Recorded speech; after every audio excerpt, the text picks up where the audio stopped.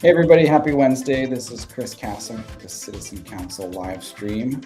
I've got a good show for you guys tonight. I've got quite a few hosts. We're still trying to get them all online. I think we've got Brandi. I'm here. Hey, how's it going? Hey, how's it going? And Perry. How's it going? Going good. I'm behind. I'm right behind. I'm trying to find the buttons. Where's the sound button? Come on. There we go. And I got a couple more. We've got Rob and Rick and Jeremy coming on. When I see them on here, I'll bring them on. But I wanted to talk about two pretty important things tonight, and try and jam it into an hour. We've got the county budget hearings. Not very exciting, but there has been a few things that have come up. Rick's going to come on in a second and talk about that. And then there was the lawsuit with the Coos County Republican Party Chairman Michael Brainard got taken to court over some alleged violations of Oregon state statutes. And he was found in violation of one of those statutes that seeks to allow fair and wide representation in the party. He was violating that. He was found to be not meeting the threshold of what it would take to have a fair and wide open representation of Republicans in our area, which you'd think would be like number one on your list as chairman, to fairly and widely represent the Republicans in your county. But it is what it is. Anyways, I thought we would get to the budget stuff first, and then move on to the trial. It was a long day. It was yesterday, all day. It was supposed to be like 2 hours. What's that? Oh wow! So were you at the budget hearings too? I've been to all of them. Yeah. Yeah. All right. Cool. Yeah. So you can give. I've been absolutely. Look at this. Look at this. So I have gone through every page. Every page. No. Yeah. No, and hopefully you didn't have to pay for those.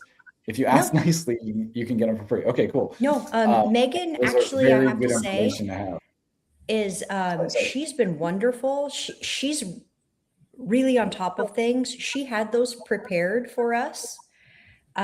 She's been really helpful with any questions. It's been cool to be there and to be able to, because I'm like one of the only people that's been in there. So I've been able to ask questions and get clarification on stuff. And it's a very cool set of meetings because it's super informal, and you can really, normal public comment, you're just, it's a one way, like you just talk for a couple minutes and they're not really supposed to engage with you. The county does do it better than like the city councils. So they sometimes engage back and forth, but it's pretty short and pretty scoped. The budget hearings are like, you can really ask a lot of questions and learn a lot of stuff. It's educational. And so I encourage people to go. I think there's still one tomorrow. Is there? We're meeting tomorrow and Friday. Okay. I think Coos Health and Wellness, or did they already go?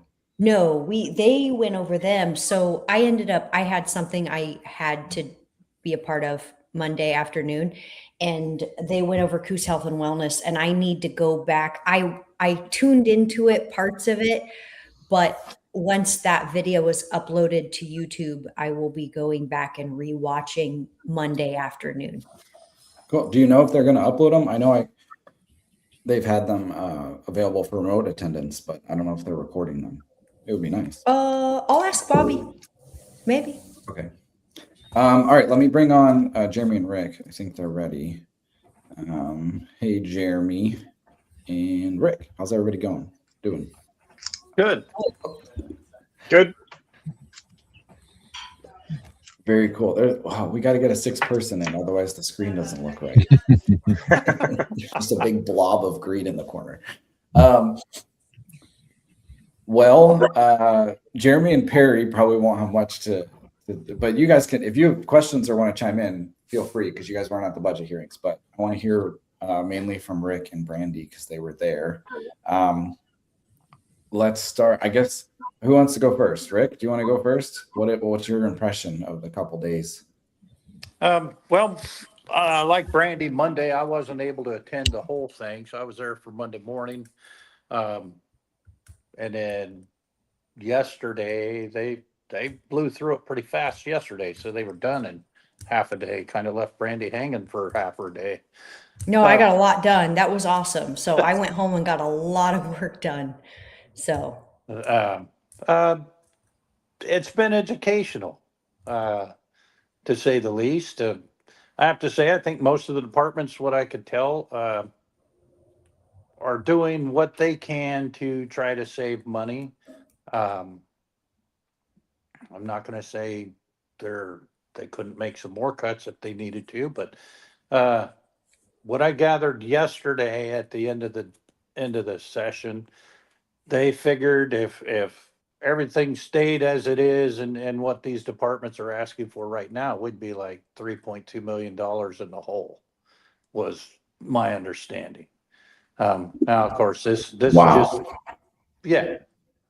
And what strikes me about that is, as I was told, when we had our candidate meet and greet at the library, and I said something about how county shouldn't run without a balanced budget. They shouldn't run a deficit. And then when John got up and spoke, he said, we don't run a deficit. Well, you might have a balanced checking account after you take your hatchet to all these departments and cut things, but you're still, in my mind, running a deficit, because then you can't provide the services you should be providing adequately to the citizens in the county. what do you think the solution to that is, Rick? What ought they do? I'm not sure where we're going to find it, but like I said, the one thing that one of my biggest things is where they always want to cut first, and we're talking general fund, and the biggest budget in the general fund happens to be the sheriff and the jail and the DA's office, and I don't agree with that. They should be the last ones to have their budgets cut, in my estimation. That's number one job of the county down there should be to protect the citizens in the county. And I'll bet you could go talk to 10 different people on the streets in this county and ask them how safe they feel right now. I bet you at least 9 out of 10 of them tell you they don't feel the safest. Well, and the crazy thing is after all the cuts that they've been making, so you close a pot of the jail, that's like 1.2 million in savings. Weird to talk about that as it's like saving. Doesn't sound very safe.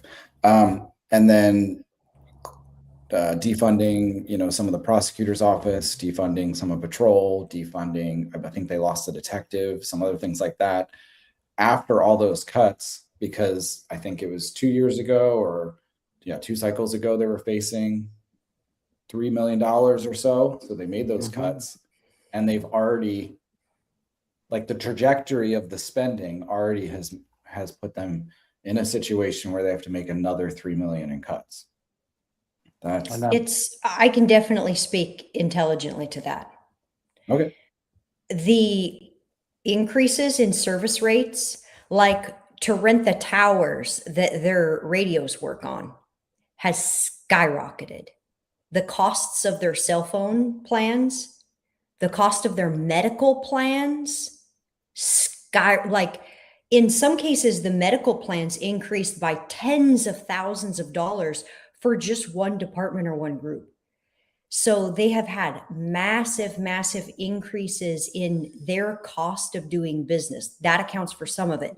The additional, there is like 3% increases on wages they try to do generally. So those were baked in. And then there is infrastructure repair costs. So right now they're in code violation for the evidence. It's the DA's document room, I believe. The fire marshal requires that they have these documents, and they have to keep records for, I think, 10 years. And then on felonies, it's like forever or something like that. So they have to keep them in they have to buy these fireproof boxes. And this is like required by code. Like if they don't do it, we're going to start incurring fines that build up and build up and build up. So they bake this cost in so that they can demonstrate to the fire marshal, look, we are making an effort to get this done. Because if they don't make an effort to get it done at all, they go through this budget cycle and don't move toward compliance, they're going to get fines. And so, but their initial reaction was to cut that right then and there until their attorney pointed that out to them. Yeah. That we need to leave this so it looks like we're trying to comply. Yeah. So, I mean, I understand some of those games, whether you think they're right, wrong, or if you're indifferent to something like that. How long are we going to kick that can down the road is my question before we actually get into compliance. And I know there's a cost to everything, but sometimes too with things like that, you kick that can down the road a couple years. I mean, look at the things that went up on them this year. What is the cost of that going to be? What did they do in a couple of years? What ought they do? Well, I can intervene, and I got a direct solution to the code violation for the DA's office, because Rick talked to me about this about 5 minutes ago, and it was roughly $5,000, right? Was the estimated $5,700? Yeah. So $5,700 was the estimated cost to fix this code violation and come back. That was for the shelving, right?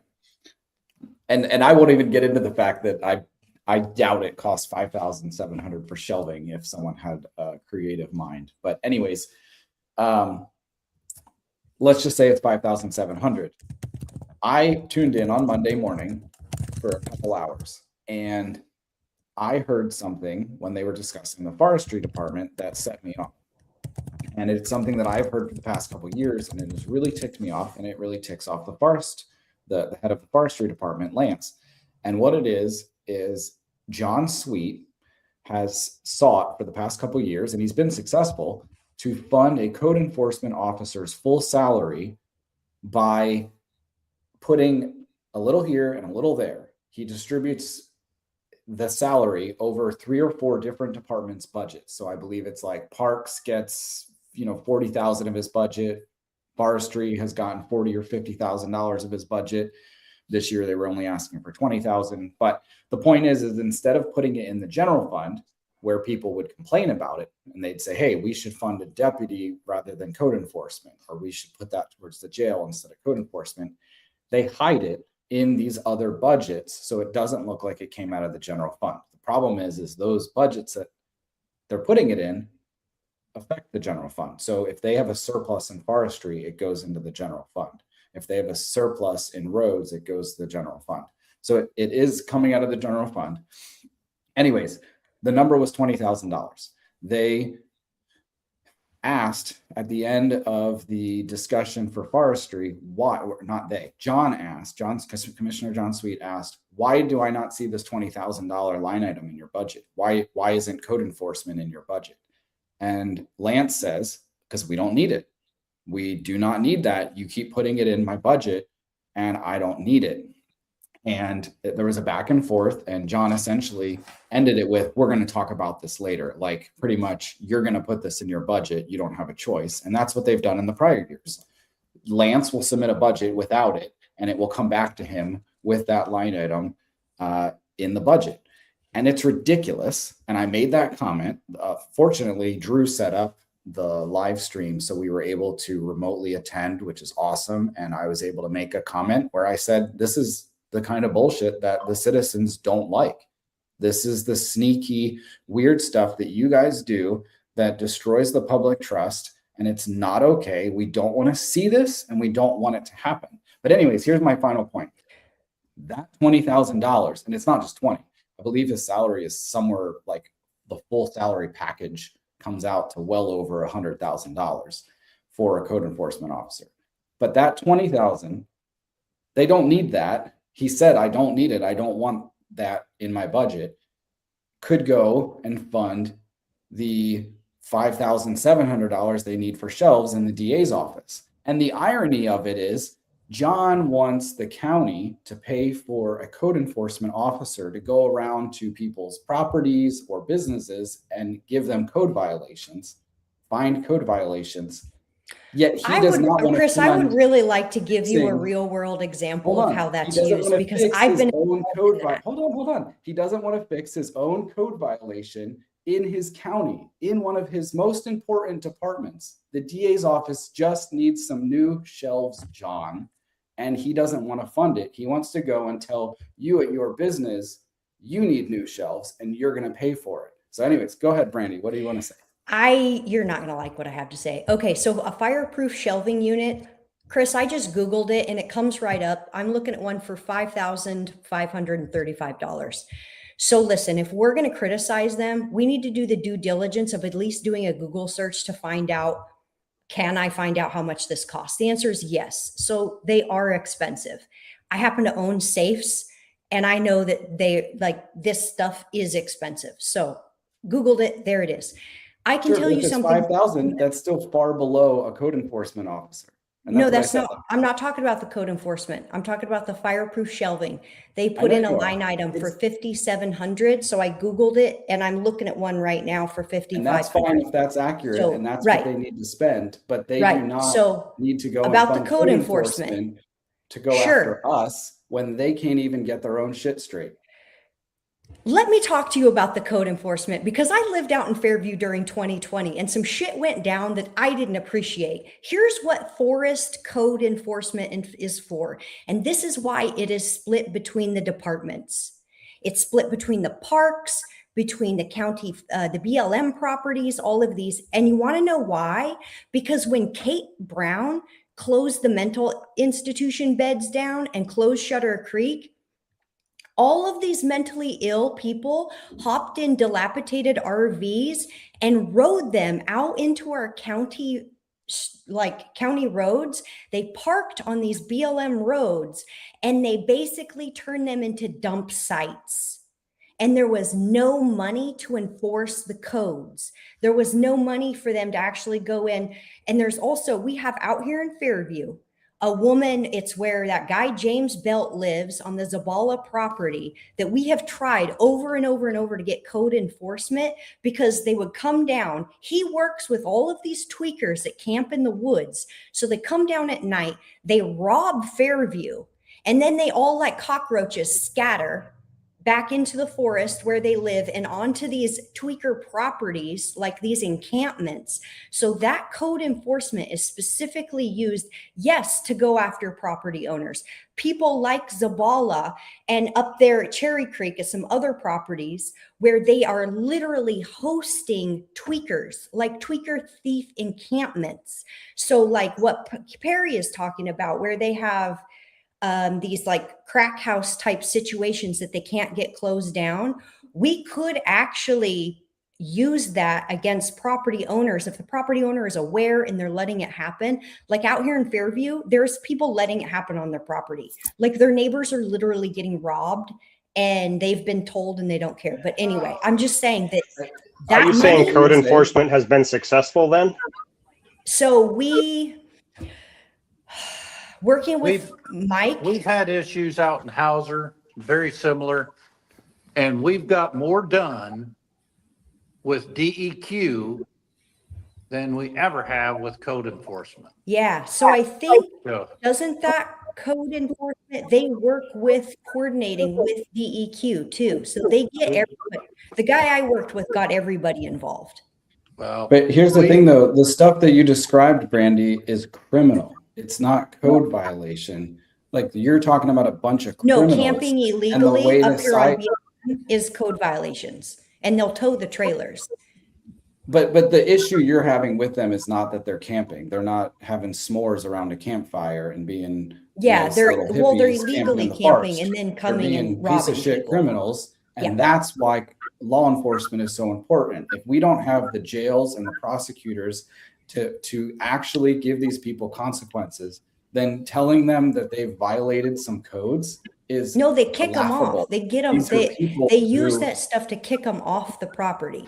But where do they go? Then they go to the private properties, and then you have a county code enforcement officer come to the private property and tell them that they're violating codes. It's not the way to actually solve the long-term problem. A lot of them get them out of, these people it gets them out of my community. So yes, I have seen the money work. And the reason why, like, Lance should be using that money to enforce the codes. We should have, if we have the codes on the books, we should be enforcing our laws. He's a forester. That's not his job. It's supposed to be a $20,000 line item to contract with code enforcement to get that done. And what he said in the meeting is that it's not getting done. He said, we've been paying you for years and you're not coming out when we call you. Rob wants to get on this. So go ahead, report, Rob. I didn't hear that part that you had just said, but go ahead, Rob. Let me explain something to you why this is a problem.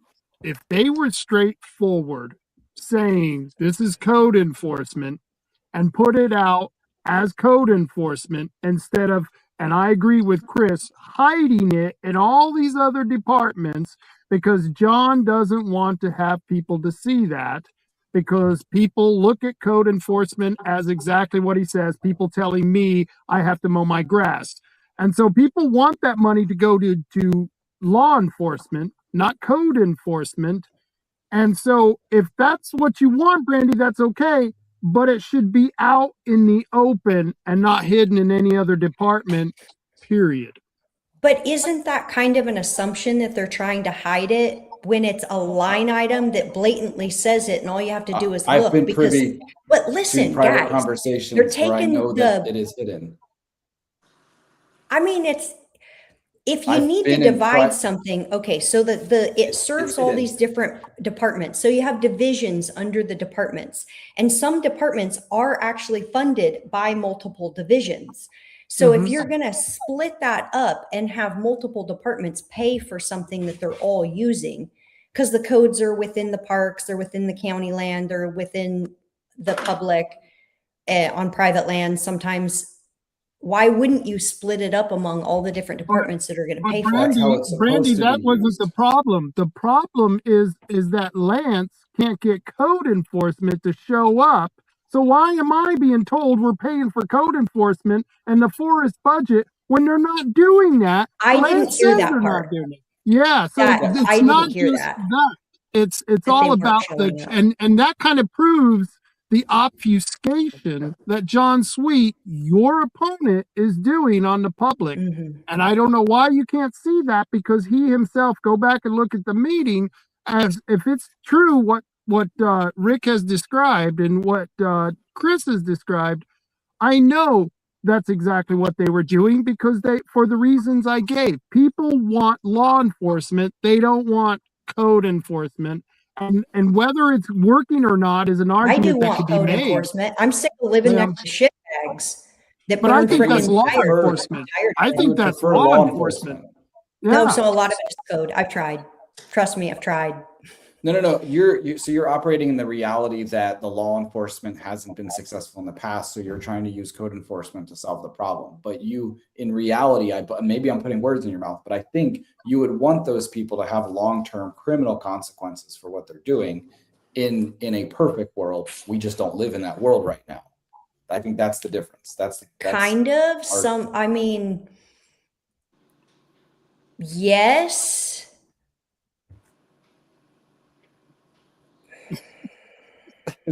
But anyways, I didn't see it hidden. That's just, I didn't see it hidden because they're named line items. And so for me, it's not hidden. I can see it. It's right there, like all in line items. So I wouldn't call that hidden necessarily. Okay. So the issue is I've been privy to too many conversations with John Sweet and the forester head, Lance, to know that it's done on purpose like that. And I know, and you should speak to Lance. Go stop into the forestry office. He's a great guy to talk to. Anyone in that office is great to talk to. And they'll explain to you that they never asked for this. They've repeatedly said they don't want it. And it has repeatedly just shown up in their budget, repeatedly, without them asking for it. And that's... And I don't think it's the commissioner's job when you ask your department heads for their budget and they give it to you. I don't believe it's the commissioner's job to tell you, you have to have this in your budget. It If actually it's is not your needed, job. It's literally sh- your job to tell them how they're supposed to be spending the money. That's why it's okay, a huge and responsibility. he's Why you telling get a lot him, of I shit don't for need shit that in home. my budget, so they should accept that and not force it on him. If You Lance gotta wants to trust have your- that power, he needs to run for commissioner. Because that's you expecting to be able to tell your boss So how then to do your job. why are you asking your department heads for a budget? If you're gonna decide what they're actually, I understand you gotta make cuts places, but he's made his cuts, he's got a good budget. Why are you telling him, we need to put this back into your budget? That isn't right. If he's not needing it, you gotta trust your department heads to know how to run their department. If you can't, they shouldn't be a department head. Would you let your employee just tell you that they're not going to follow like an OSHA rule or like some kind of work rule? Like if they have it set up where these departments, excuse me, are funding this code enforcement, like how can one department just be like, nah, I'm not going to fund that. We're not going to use our money for that. Because Well, they're they not can't. buying it. It's When it like a comes cell down phone to plan that they don't want. They're not using Now, it. They're not using that printer. If code or they're not using enforcement that- isn't doing its job, that's a whole other issue. That's like if they're not showing up when Lance calls, that's a whole other issue. But I don't think economic development is an actual department within the county, and they fund code enforcement officers. There's a department specifically for this. They have a budget for it.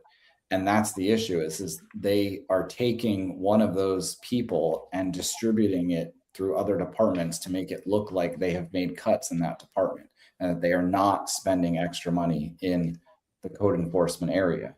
And that's the issue. They don't. And here's the other problem. Lance is saying, I don't want it. Why don't you just go to the other departments that do have that expenditure and just increase it by 5,000 or 10,000 to pay for it? But go ahead, Rob. But Chris, you made the point that is exactly why we don't trust him.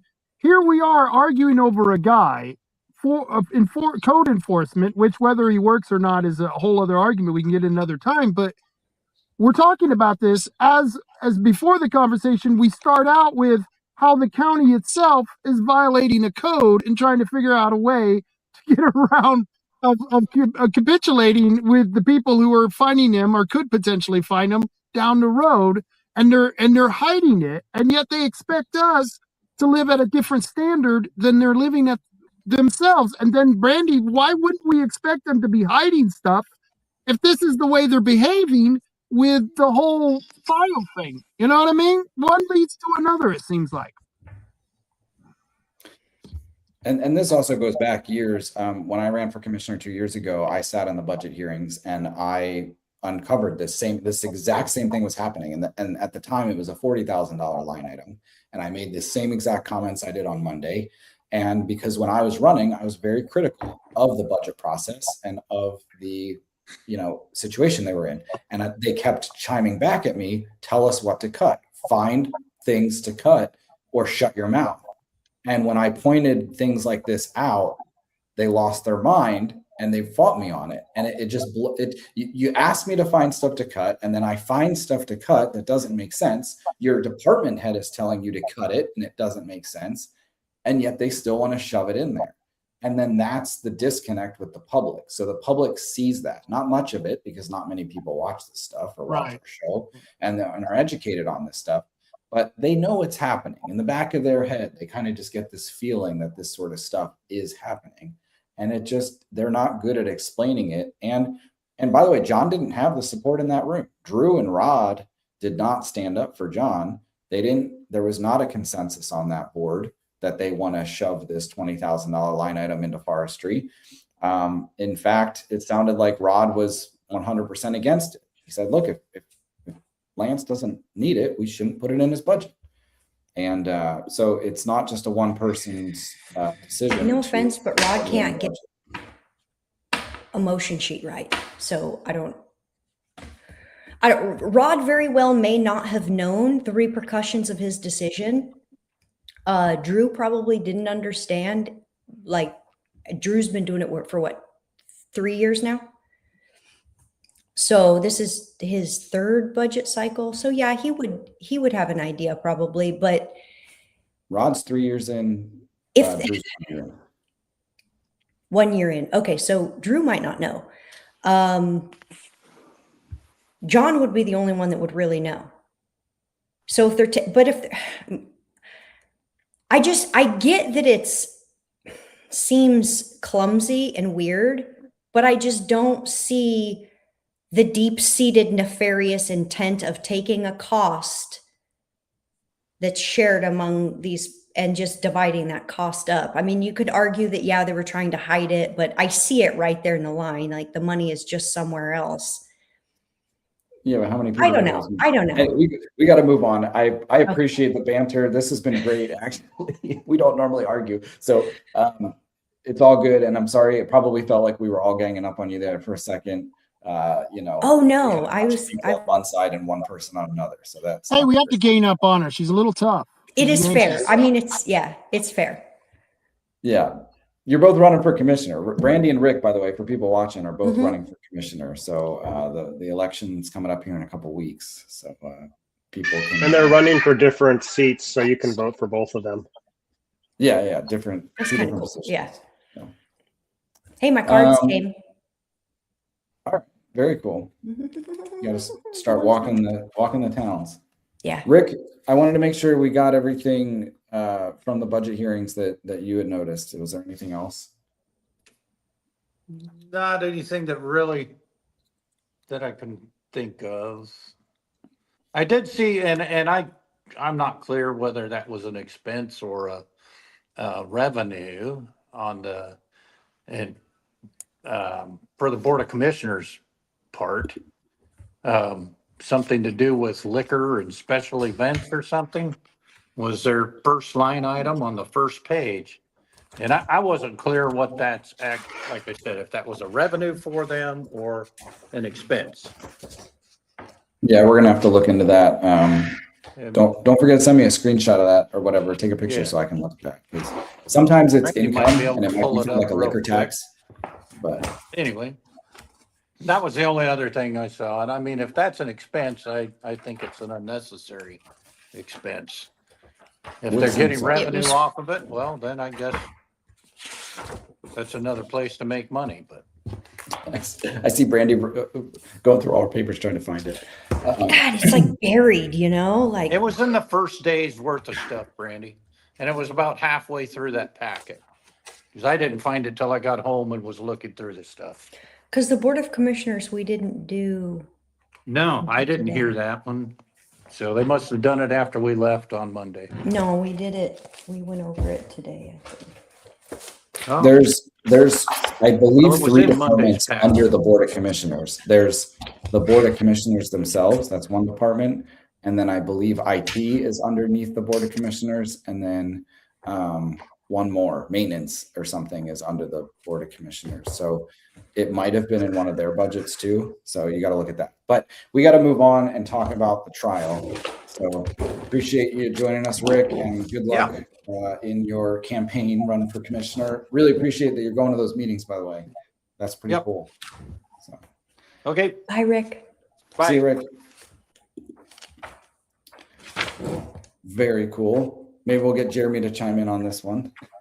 So we had a trial yesterday that lasted all freaking day. It was supposed to be 2 hours, and it lasted, was it like 9:30 till 4:45 we got out of there? Yeah. It was late. So who wants to go first? Jeremy, you haven't talked much. What are you, what were you? I don't even know where to start. It was a long day. And if you haven't ever sat in a courtroom all day, I personally don't recommend it unless you have to. It wasn't really that much fun, but it was interesting. And I mean, I guess ultimately the judge was fair in his ruling, but he was, I feel, overly cautious. He gave Michael Brainerd a lot of, I don't want to say leeway, but he gave him a lot more benefit of the doubt than I think he deserved. But I do think that the ultimate ruling was a good one. And the amount of evidence, and Chris, I guess I cannot believe how many times you emailed Michael and he didn't respond to you. I mean, I understood that there was all of this stuff happening, but man, you are persistent. And if I ever am on trial, I want you to be a witness on my side. You did a really good job. Hopefully we'll never do that again. Yeah.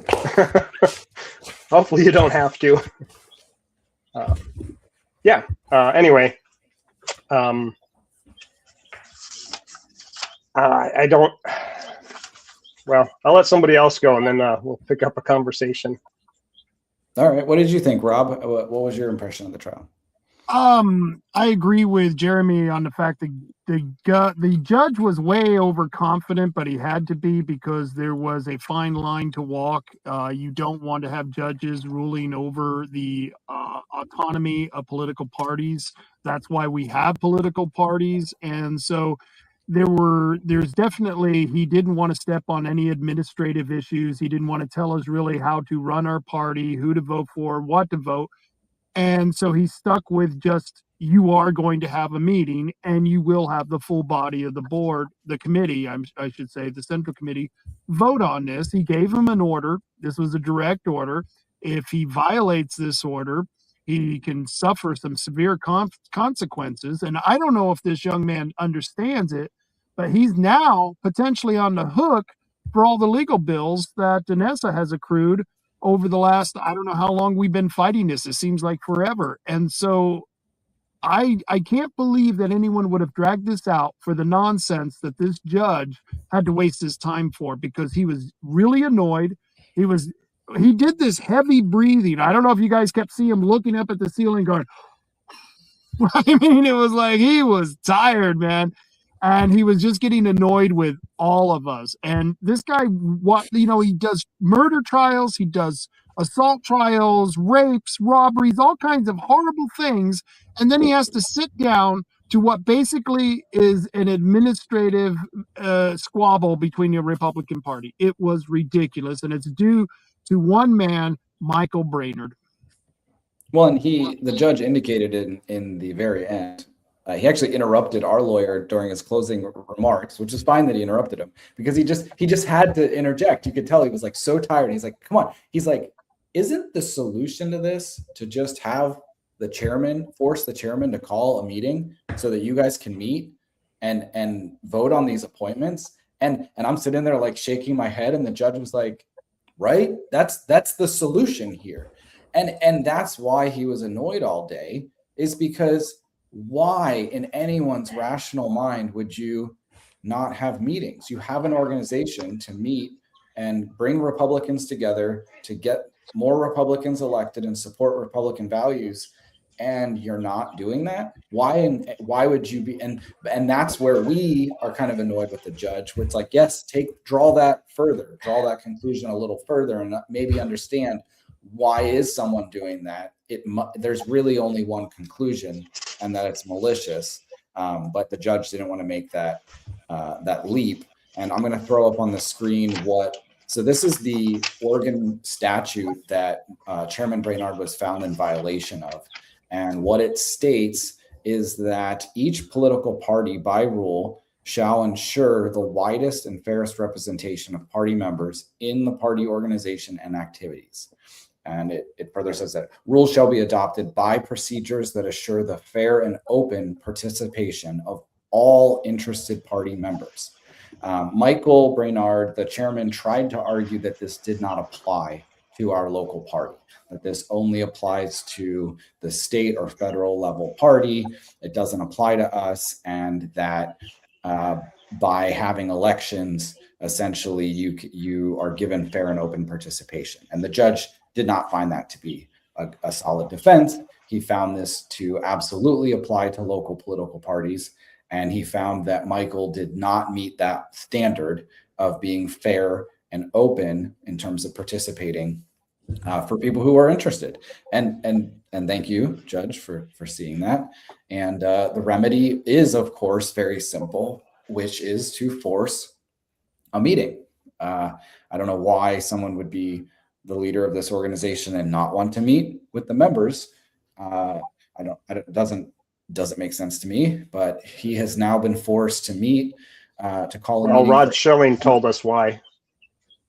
Okay. Yep. Well, yeah, you're right. We'll get into that. I'll let you get into that. But just for people who don't know, there's a meeting that will be held on April 10th. The judge made this part of his remedy, part of his judgment, that Michael is to call a meeting within the next 10 days, scheduled for April 10th.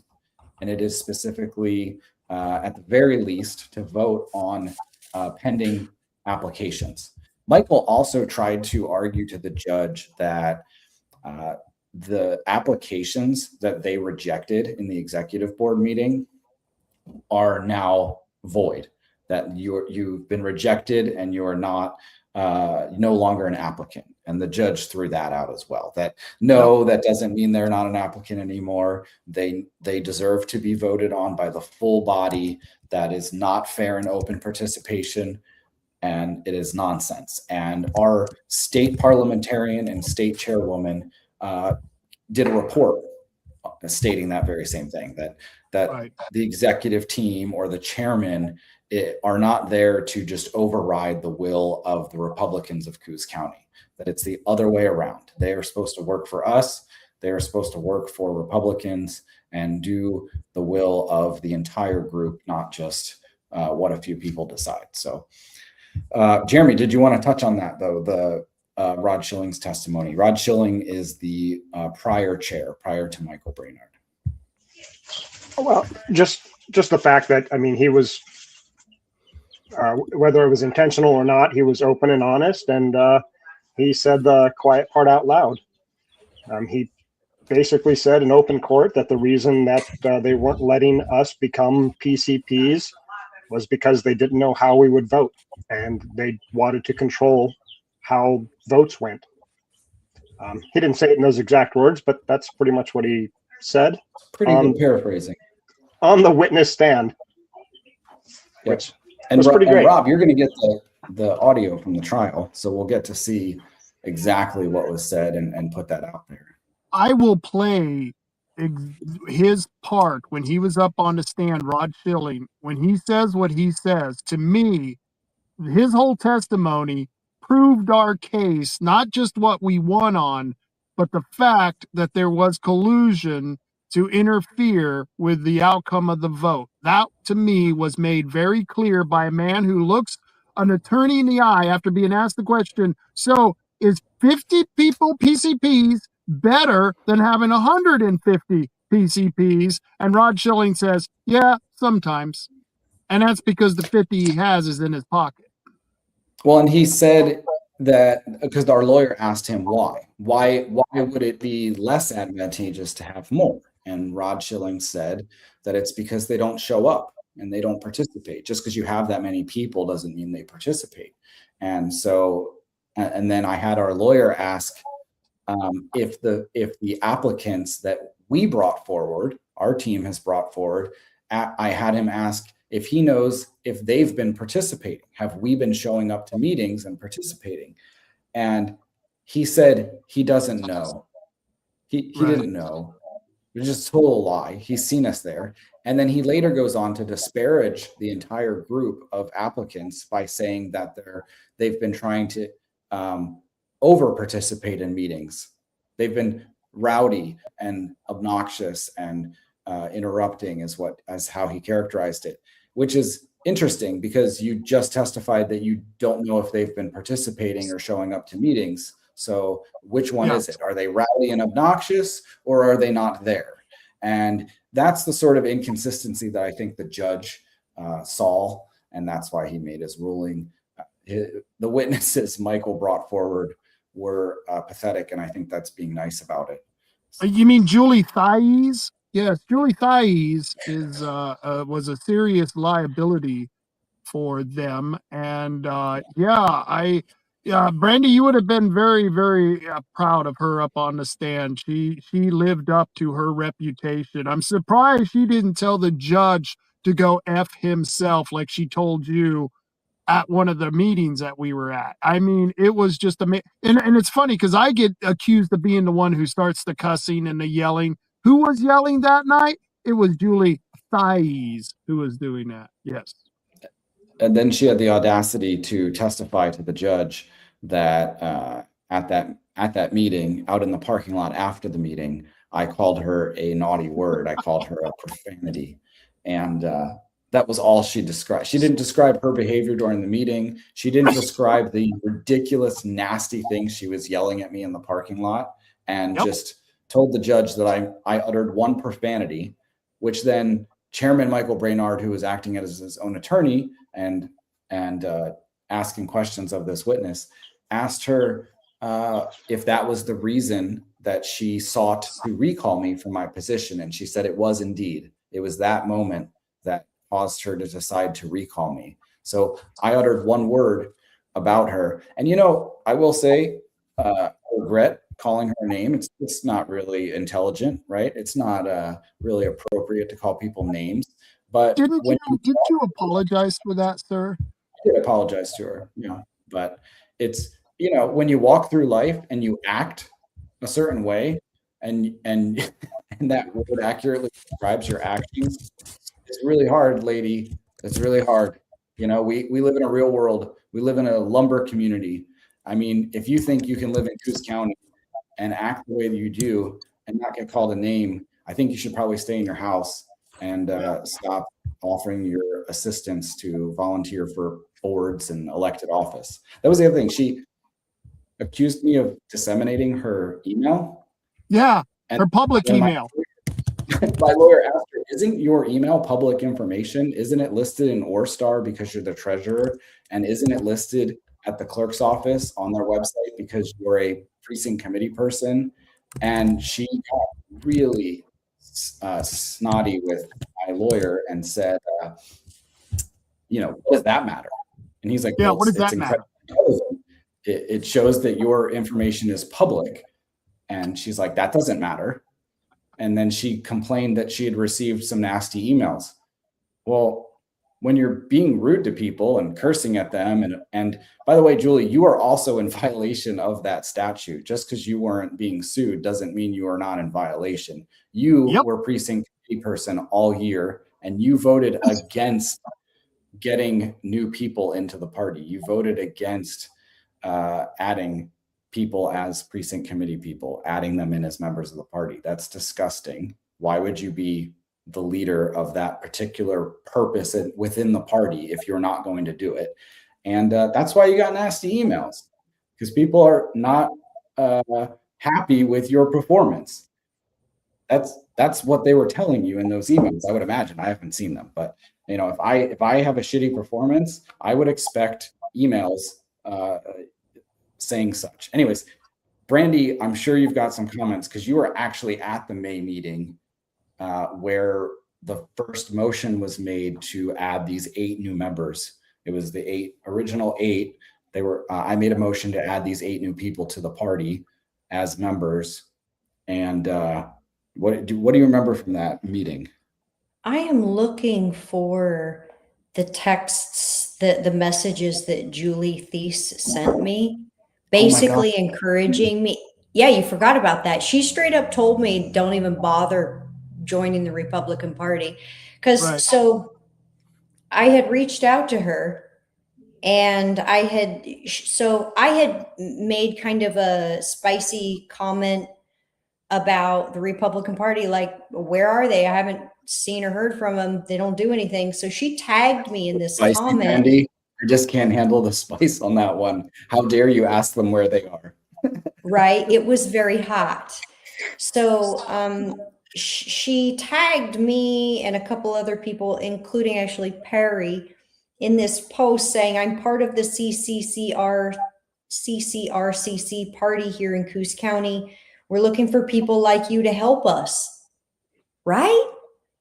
I appreciate your input here. I am the precinct committee person coordinator and I'd really like to help you all get involved and make a difference. Currently, I am a North Bend school board member. I'm running for re-election to make a difference and be the candidate we wish we could have on the ballot. We need more people like you. Please join us. We would love to hear your support.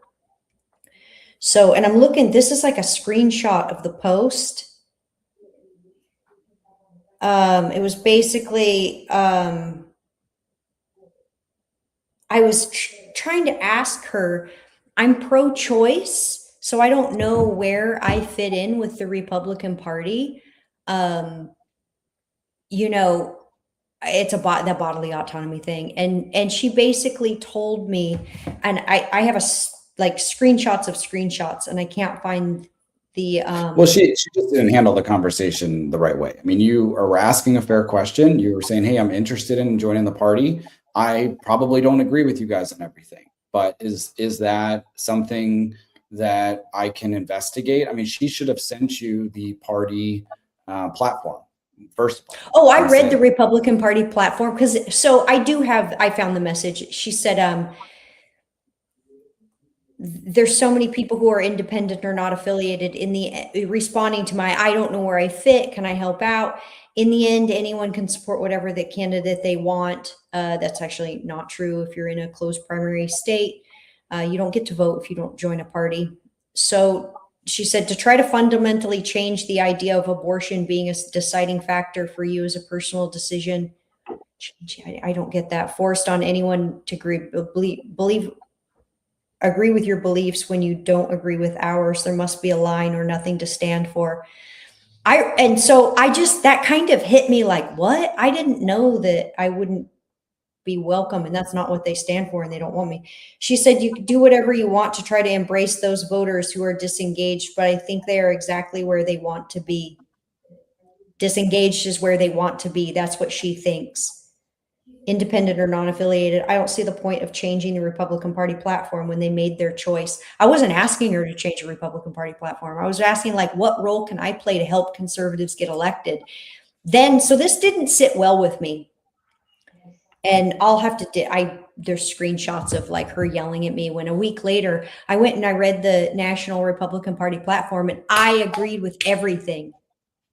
And I got mad because I was like, oh my God, this woman really did just like boot me out for her own special interests. You were going above and beyond, being transparent. Hey, I've got this gripe with the party, but I'd like to help with some disenfranchised voters. I think I can help in that arena. How can I help? You were going to somebody who has a leadership role in the party and you were saying, how can I help? And she essentially told you, we don't want your help. And that is insane to me. But Michael Brainard, the chair, has collected a small group, and it's about 5 or 6 people, a small group of people who believe that in their heart, that they are there to tell people that they're not good enough and that they're not the right type of people that they want to have involved in the party. That is their existence. And they all work together. They're very loyal. They all work together and they all support one another, and they will lie on the stand. There were so many lies yesterday. I could not believe it. They were even caught in lies on the stand that they had to correct. It was wild to see. Like, I just can't believe you would walk into court and just say a provably false lie. But I was blown away. I was blown away, and the fact that they proved it was just, I mean, because like you said, they were caught in several lies. Michael Brainard was caught in one with the, oh God, it was great. Now I can't remember. I think it was something to do with the emails, but it was just good that once again the judge could see that, because they were caught in a lie right there on the stand. Who the hell does that, man? I mean, really, like you said, other than the Clintons. And tries to hide evidence. How many times did Michael object to like a party email, like an email that he sent to me or to the whole party? He didn't want those included. He objected, saying that the organization did not authorize their disclosure. And it's like a 3-sentence email where Michael's just canceling a meeting. That's all it is.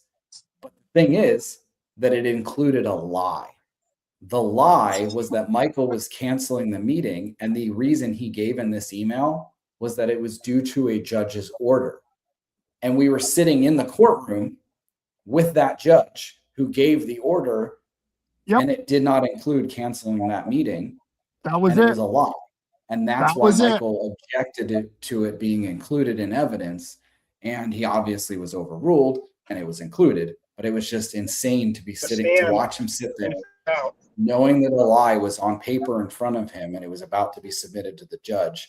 And he's objecting to it on the grounds that he himself, the chairman, has not authorized its disclosure.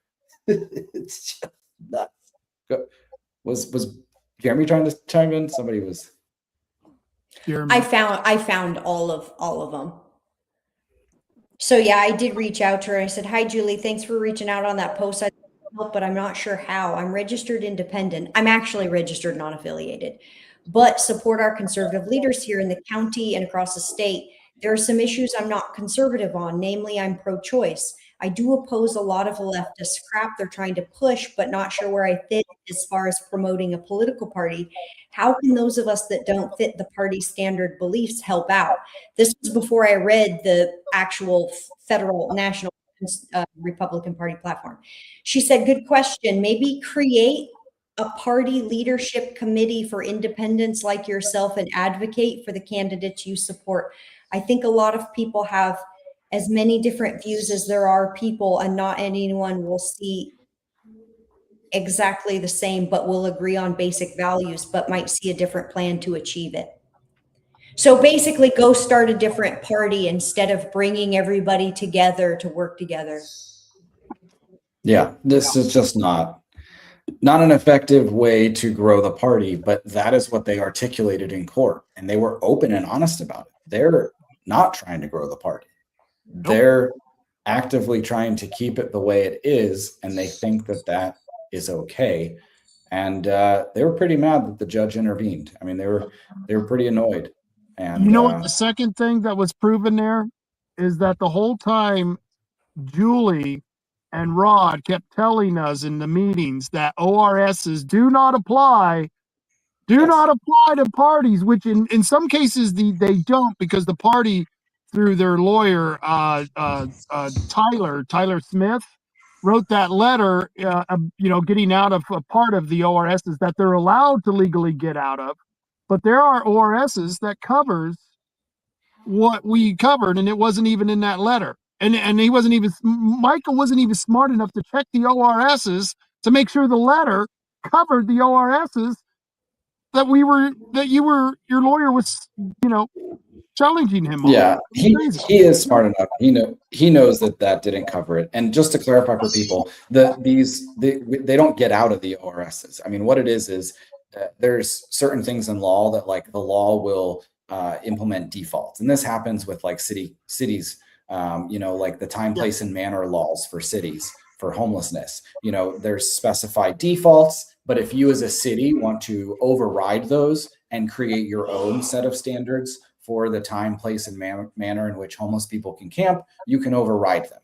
So it doesn't mean you like get out of a law or something, right? So that's what the case is with these ORSs that apply to political parties.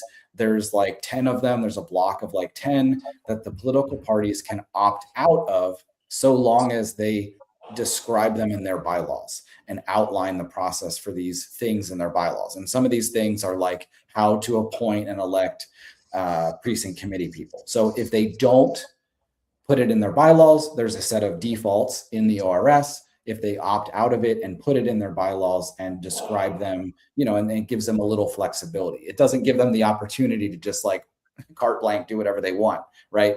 And again, there are ORSs that do apply that set a very basic standard, and that is that the parties must ensure a fair and wide representation of members. It can't be closed. You can't have a group of people that decides who is good enough to be in the Republican Party and who isn't. It has to be wide and open. And that's again what they were found in violation of. It's insane. And you're right, Rob. They have been going around the entire time that I've been involved, telling everybody that they do not have to follow Oregon revised statutes. They say it just like that. They don't say one or two or a couple or point out what I just did and describe it to people and educate them on the situation. They simply say that the Oregon Republican Party does not have to follow state law. And we've called bullshit on that all the time. And not until today were we able, or until yesterday, were we able to say, we told you so, bitches. Yep. Well, the judge called them out on that too. He did because it's crap. It's insane. It's an insane concept. Why would you think you don't have to follow Oregon law? Like, especially a political Why would party. you alienate people from a political party? None of it makes any sense. Right. And it does, though, if you really take it to a conclusion and try and figure out why are these people doing this. But that's too much for this show because we're already at an hour. We can't get a little bit of a rabbit hole. Yeah, this is just the what. Well, thank you for having me. So Michael didn't want to. Oh, go ahead. Go ahead, Jeremy. I was just going to say that Michael didn't want to have a meeting, and now he is forced to have this meeting where everybody gets to decide on the PCPs together. And I would just tell, Michael and all of those people who helped to stonewall us and cause this stagnation in the Coos County Republican Party that we are coming. Change is coming, and they can join us or they can get the hell out of our way. That's it. 100%.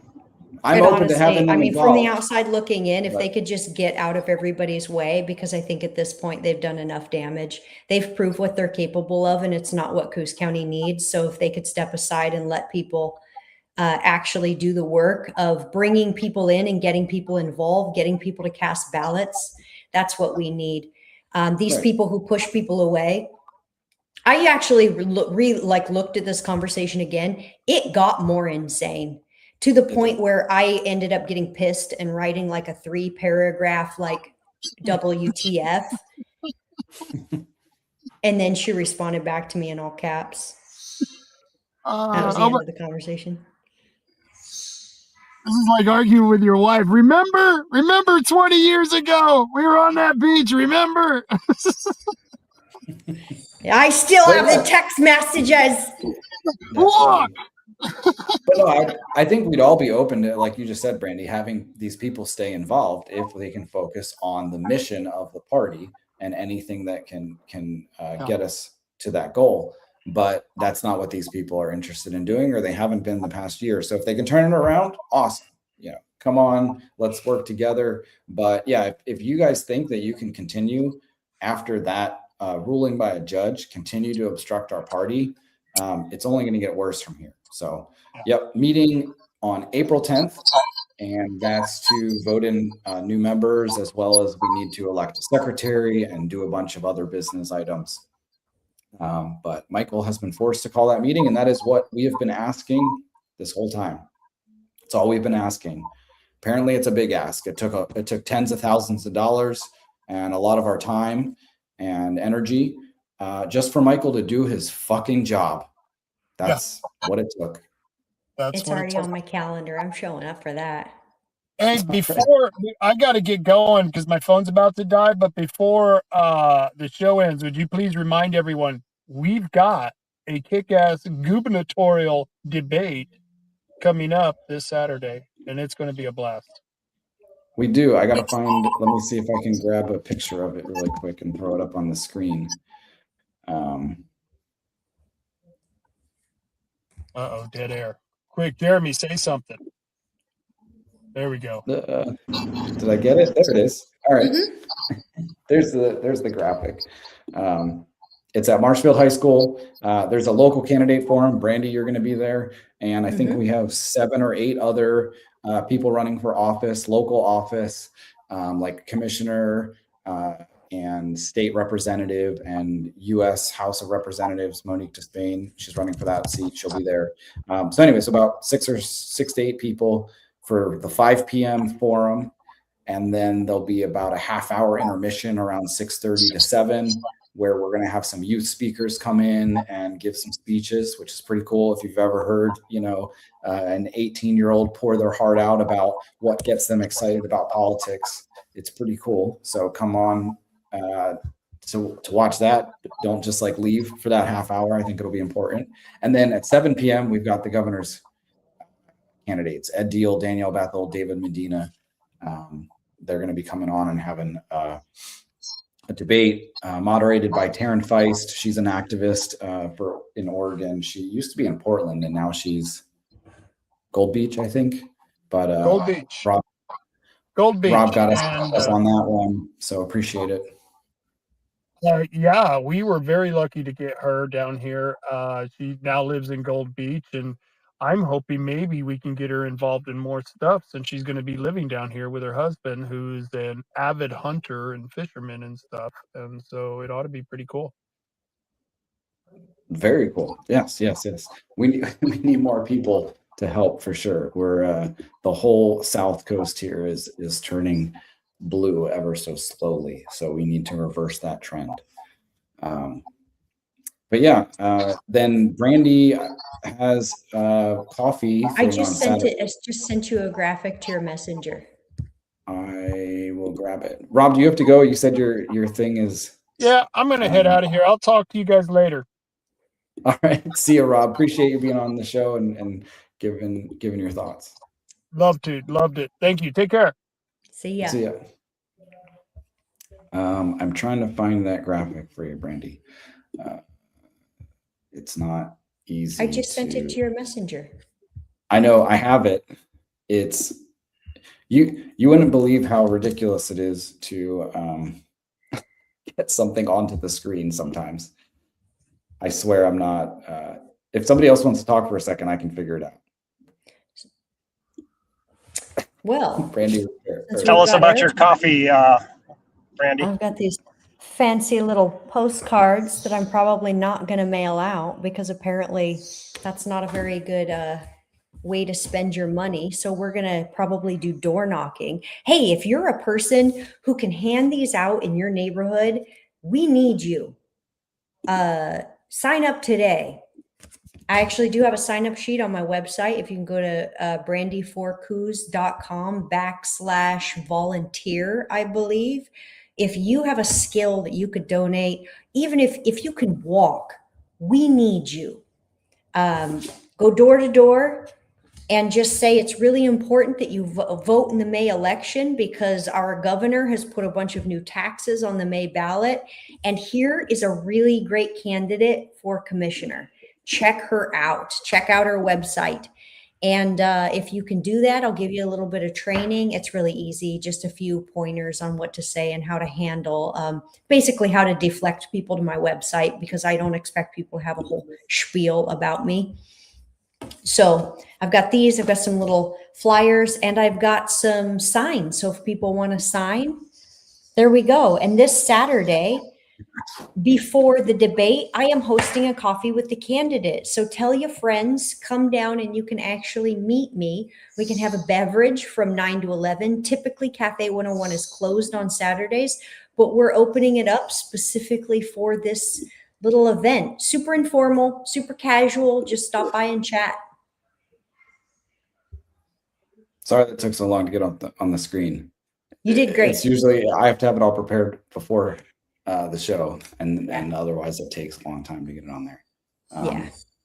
But anyways, there you go. I had to take a screenshot of it on my computer. I do want to say, for people who are seeing me do this and thinking, hey, maybe you're somebody out there that could do something like this too, that could get involved in local politics. I do want to say that it has been really, really easy. Some of the stuff in the beginning with some of the crazy people who were saying crazy things, that was kind of scary at first. But once I started really taking this seriously and taking learning seriously, people have just been willing to invite me in. I'm having someone give me a tour of the intermodal port site on Monday. So I'm going to get to see that. Like whatever I wanted to learn about, there are so many people who have welcomed me and taken me seriously and offered to steward me. given me advice, given me information when I've asked for it. And so was warned by a lot of kind of old timers out here in Coos County in the backwoods that the good old boys club wouldn't let me get anywhere. And I have to say that has not even remotely been the case. And so for people who think, hey, maybe I could get involved, go for it. It's really not like, it's not that bad. You do have to deal with people knowing who you are and saying terrible things about you, or like kind of being mean online. But I have to say that the internet isn't a real place, and the people who are mean on the internet are not good people. So just disregard them, because when you get out into the world and you're working on solving these problems with people who actually care, you're going to be treated nicely. And I guess, like, if I could make a short story long, too long didn't read. If you get involved in this stuff, the people you work with will be nice to you, and it's fun. Well, the filing deadline was yesterday, so you can't get involved anymore. Sorry, people. Well, but this November, next time and I don't know when the yeah. filing starts. Maybe it's in like August or something, but there'll be city council positions and I think some other things. So, and then in May there will be another. Yeah, pretty much every 6 months or so. Yeah. Jeff is asking if the April 10th meeting will be open to everyone. So the way I interpret the Oregon state law says that we have to ensure the fairest and widest representation, and that everything has to be open to interested parties. So I 1000% believe that our Republican Party meetings are open to Republicans for sure, but I believe any interested party covers people who aren't even registered Republican at the time. So I think they may be Republican curious. I'm Republican curious. You guys kill me. All right. That's fine. I will. I mean, I'm not going to try to hide it, but I think on April 27th or 28th, I am going to change my voter registration to Republican, because I really want to vote for Claire Lynn, Monique Despain, and Danielle Bethel. So, and in order for me to be able to do that, I have to register into the partisan party. So I think and then after I vote, I'll probably change my registration back to non-affiliated. But yeah, I think it's important to participate in that process. Can you guys hear me still? We can. Okay. Yes, we can. I'm getting a call and it's ringing in my earbud and freaking me out. But you guys know what I mean. You gotta get people involved and get people. You gotta actually vote. And 38% of us here in Coos County are not registered into a political party. That means 38% of us are not going to have a say in who goes on to that November ballot. And that's kind of scary. Well, and not only that, there's all the other parties like the Libertarian Party and Independent that should be added to that bucket, because you don't have a major party primary to vote for. So yeah, those three candidates are some of the best candidates in politics, period, that I've ever come across. I really like all three of them. And it's rare that you have three great people. We have several good governor candidates. I'm just partial to Danielle because and again, if you want to meet them, come Saturday. Yeah. I think that we have more than 10 in total between all the races, more than 10 candidates that'll be there on Saturday, which is a pretty unique opportunity. So yeah. Anyways, I got to go to another meeting, but thank you guys for being on. And Jeremy, did you have any last thoughts? I didn't, but thanks for having me on, Chris. Thanks for Good to see you, joining Brandi. us. Yeah, you too. Jeremy was all day at the courthouse. I cannot believe it. Thank you so much for your support, and I hope you at least learned something. I don't know. I was happy to be there. Thanks. Appreciate it. Talk to you later. Bye, guys. See you, Brandi. See you, everybody. See you next week.